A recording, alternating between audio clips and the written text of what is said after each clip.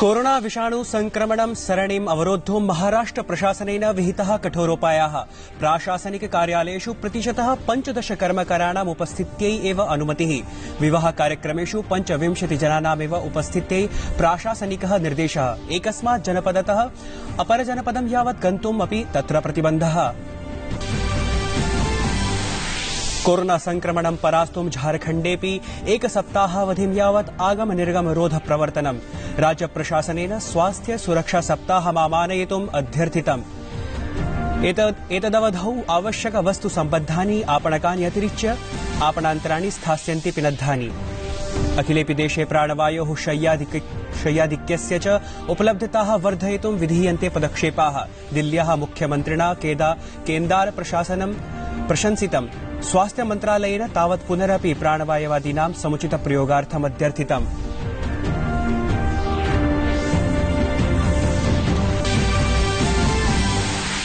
ICMR इत्यनेन प्रोक्तं यत् भारत बायोटेक इत्यस्य कोवैक्सीन नामकः औषधिः कोरोना विविध स्वरूपार्थं नूनमस्ति प्रभावी।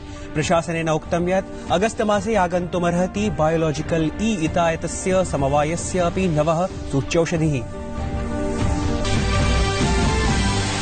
प्रधानमन्त्री नरेन्द्र मोदी अद्य लीडर्स समिट ऑन क्लाइमेट इत्यत्र दृश्यश्रव्य तन्त्रीय समुपवेशनमाध्यमेन भविष्यति सम्मिलितः। द्विदिवसीये अन्तर्जालीय कार्यक्रमस्य प्रथमे सत्रे सम्बोधयति असौ। अत्र सम्मेलने संयुक्त राज्यामेरिकीयो राष्ट्रपतिः अपि स्यात् सम्मिलितः।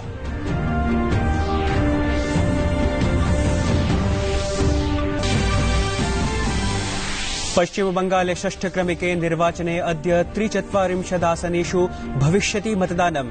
48 मतदानानां निर्णयः आयास्यति मे मासिके द्वितीये दिनाङ्के। राफेल योद्धि विमानानां पञ्चमः क्रमः फ्रांस देशतः भारतं प्रति आगतः। फ्रांस देशस्य मेरिनेक एयरबेस इत्यतः 8000 किलोमीटरमितं दौर्यं सम्पाद्य अनवरतम् उड्डयनं च विधाय 4 विमानानि भारतं प्रविष्टानि।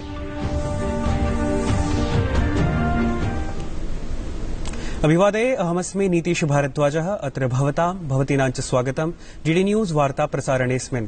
अथ वार्ताः विस्तरेण। महाराष्ट्रे कोरोना विषाणोः वर्धनं दृष्ट्वा तत्रत्य सर्वकारेण नवाः नियमाः प्रवृत्ताः। देशानुसारं केन्द्रीयाः, राज्यीयाः, स्थानीयाः च सर्वकारीयाः कार्यालयाः 15% क्षमतया चालयिष्यन्ते। सामान्यजनेभ्यः मेट्रोयानानि, स्थानीययानानि निरुद्धान्येव स्थास्यन्ति। गमागमरोध सदृशाः प्रतिबन्धाः मई मासस्य प्रथमं दिनं यावत् स्थास्यन्ति। नवनियमानाम् अनुसारेण विवाहस्य समारोहेषु केवलं 25 जना एव भवितुमर्हन्ति। कश्चिद् यात्री परिवहनवाहनेषु उत्थाय यात्रां न कर्तुमर्हति। एकस्मात् जनपदात् अन्यस्मिन् जनपदे गमनाय स्थानीया अनुमतिः अवश्यं ग्राह्या। एवं सत्यपि 14 दिवसानां गेहावासः कर्तव्यः। कोरोना संक्रमणं परास्तुं झारखण्डेऽपि एक सप्ताहावधिं यावत् आगम निर्गम रोध प्रवर्तनम्। राज्य प्रशासनेन स्वास्थ्य सुरक्षा सप्ताहम् आमानयितुम् अध्यर्थितम्। एतदवधौ आवश्यक वस्तु सम्बद्धानि आपणकानि अतिरिच्य आपणान्तराणि तु स्थास्यन्ति पिनद्धानि। महाराष्ट्रस्य नासिकस्य जाकिर हुसैन चिकित्सालये ह्यः ऑक्सीजन टैंक इति वाहनात् ऑक्सीजन इति प्राणवायोः प्रपूरणकाले निस्सरणम् अभवत्, यस्मिन् प्रायः 22 जनाः मृताः। नैके च बहवः गम्भीराः कथ्यन्ते।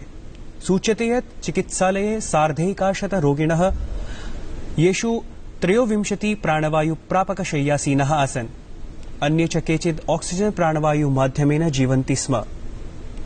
वह्निप्रशामकैः यथाकालं सम्प्राप्य शमनयत्नाः विहिताः। प्रधानमन्त्री नरेन्द्र मोदी नासिकस्य अस्यां घटनायां गभीर दुःखं प्रकटितवान्। वॉल से लीकेज हुआ और वॉल का लीकेज के वजह से प्रेशर ड्रॉप हो गया। कुल 22 का आंकड़ा है। 11 पुरुष है, 11 स्त्री है। देशे कोरोनायाः वर्तमानायाः स्थित्याः मध्ये केन्द्रीय स्वास्थ्य मन्त्रालयेन उक्तं यत् सूच्यौषधविषये भारतं शीर्षस्थानं भजते। तत्रैव विगतदिने 95तमं दिनं यावत् जनैः 13 कोटेः अधिकाः टीकिताः। प्रायः 87% स्वास्थ्यकर्मिभ्यः प्रथमवारम् अदीयत सूच्यौषधिः। किन्तु चिन्ता वर्धते यत् तेषु 46% जनपदेषु येषु संक्रमणं 15% अधिकमस्ति देशे राज्येषु महाराष्ट्र, उत्तरप्रदेश, कर्णाटक, छत्तीसगढ़, केरलेषु संक्रान्तसंख्या 1,00,000 अस्ति। एषु केन्द्रीयः राज्यीयः च सर्वकारौ सम्मिल्य कार्यं कुरुतः। तत्रैव देहल्यां प्राणवायु प्रापकशय्यायां संख्या वर्ध्यते।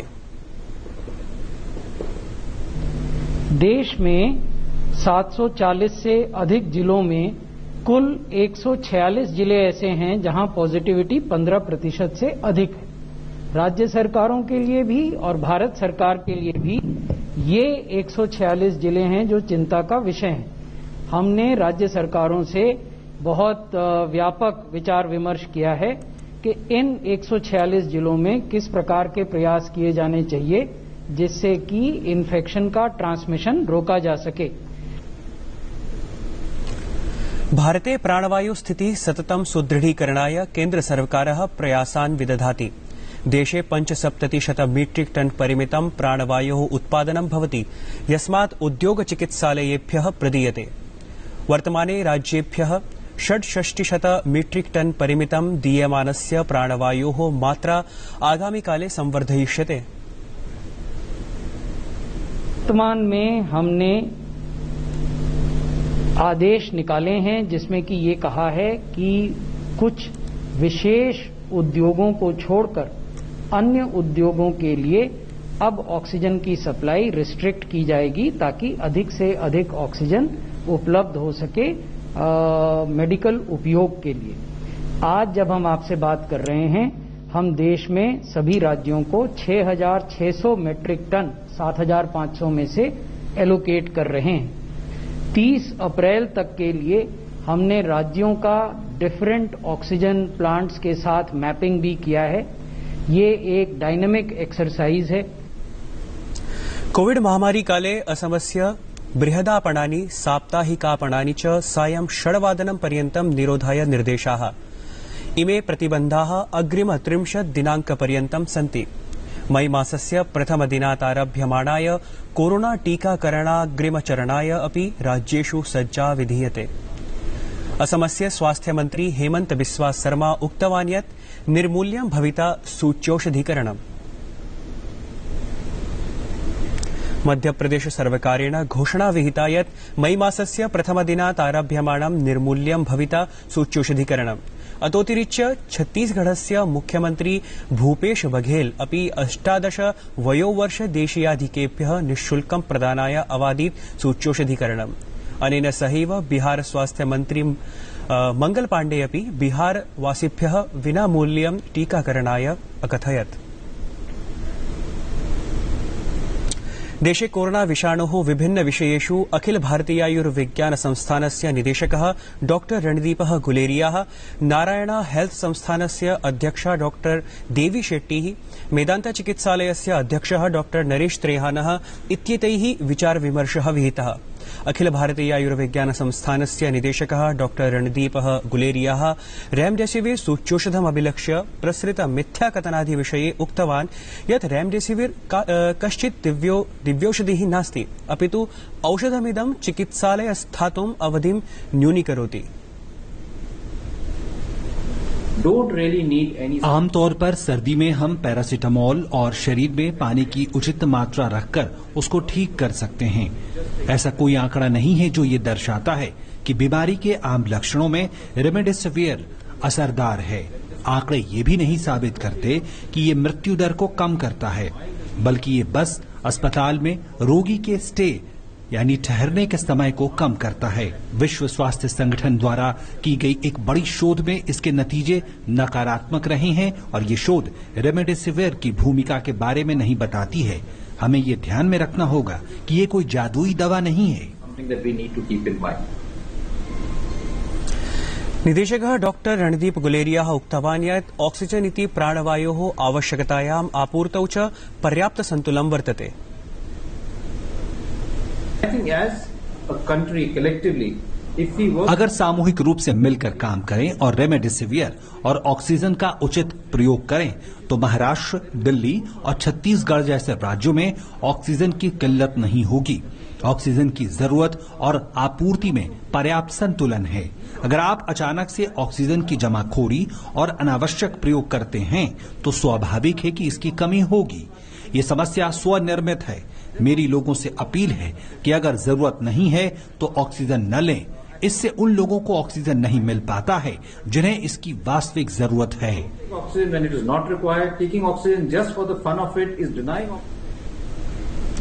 वरिष्ठ चिकित्सकेन डॉक्टर नरेश त्रेहनेन निगदितं यत् ऑक्सीजन इति प्राणवायु सम्बद्धानां दिङ्निर्देशानां पालनं भवेत्। एवं च यस्मै आवश्यकता तस्मै एव प्राणवायुमात्रां दीयेत। प्रधानमन्त्री नरेन्द्र मोदी अमेरिका देशस्य राष्ट्रपतिनः जो बाइडेन इत्यस्य निमन्त्रणे जलवायोः आधारिते एकस्मिन् सम्मेलने अद्य भागग्रहणं करिष्यति। अद्यारभ्य अमूर्ततया अन्तर्जालमाध्यमेन आरभ्यमाणेऽस्मिन् द्विदिवसीय सम्मेलने प्रथमदिवसे प्रधानमन्त्री अद्य सायं आद्यसत्रे स्वीयं वक्तव्यं ख्यापयिष्यति, यस्य विषयो वर्तते 30-उत्तर-20-सहस्रतमाय वर्षाय अस्माकं सामूहिकं तीव्रधावनम् इति। अस्मिन् शिखर सम्मेलने प्रायः 40 अन्यवैश्विकनेतारः भागं भजिष्यन्ति।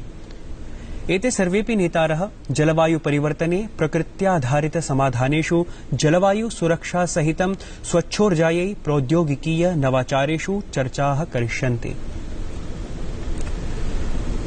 पश्चिमबंगाले अद्य विधानसभायाः षष्ठस्य चरणस्य मतदानं भवति। राज्यस्य विधानसभायाः 94,200 80,100 मतदानं प्रागेव सम्पन्नम्। अस्य चरणस्य 43 विधानसभा क्षेत्रेषु मतदानाय 97,810 मतदानकेन्द्राणि साधितानि। 6,300 प्रत्याशिनः रणे सन्ति सज्जाः। मतदानं प्रातः 7 वादनात् प्रारब्धं सायं 6 वादनपर्यन्तं प्रचलिष्यति। भारतीय जनता पार्टी इति दलेन, तृणमूल कांग्रेस दलेन च सर्वेषु आसन्देषु 43, कांग्रेस दलेन 12, मार्क्सवादिना दलेन कम्युनिस्ट पार्टी इत्यनेन 23 प्रत्याशिनः उत्थापिताः सन्ति। अस्मिन् चरणे मुख्यं द्वन्द्वं तु भाजपदलस्य राष्ट्रियस्य उपाध्यक्षस्य मुकुल रॉयस्य, टीएमसी दलस्य कौसानी मुखर्जिनः, कांग्रेस दलस्य च सिल्वी साहस्य मध्ये अस्ति।